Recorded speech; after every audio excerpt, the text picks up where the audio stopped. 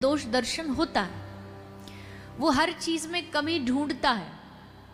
तो भगवान की लीला में भी कभी ढूंढने लग जाता, भगवान ने ये क्यों किया, कृष्ण ने ऐसा क्यों बोला, कृष्ण ने वैसा क्यों किया।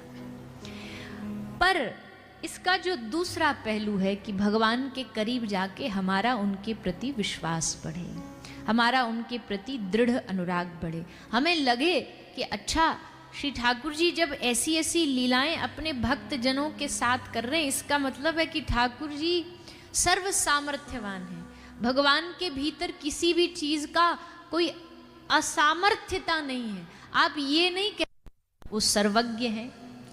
उनको सर्वज्ञ इसलिए कहा गया है कि सर्वज्ञ को कुछ बताना थोड़ी पड़ता है।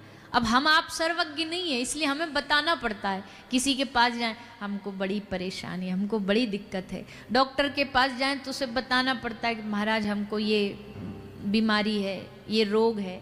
पर जो सर्वज्ञ हो, उस सर्वज्ञ को क्या बताना, क्योंकि वो तो हमारे रात्रि को भी दिन को भी सबको जानता है।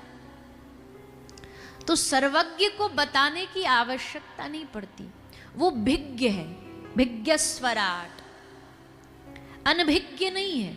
हम सब अनभिज्ञ हैं, हम सब अंधेरे में चलते हैं क्योंकि हमें नहीं पता आगे क्या होने वाला जीवन में, इसलिए हम अनभिज्ञ हैं।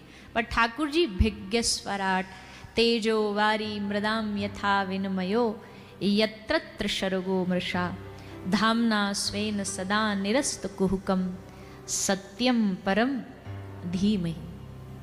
भगवान की कई सारी क्वालिटीज हैं, भगवान के कई सारे गुण हैं। उनमें से एक क्वालिटी है कि भगवान भिज्ञ है, सब कुछ जानने वाला है।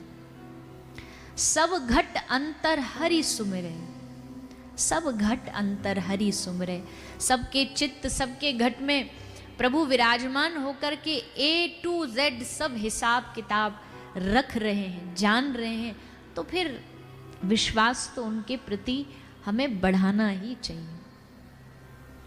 तो भगवान की कथा सुनाना, उनकी लीला सुनाना, इन सब का उद्देश्य यही है कि भगवान के और करीब जाएं, उनके और नजदीक जाएं। ऐसा भाव रख करके ये कथा हमारे बीच आई। आप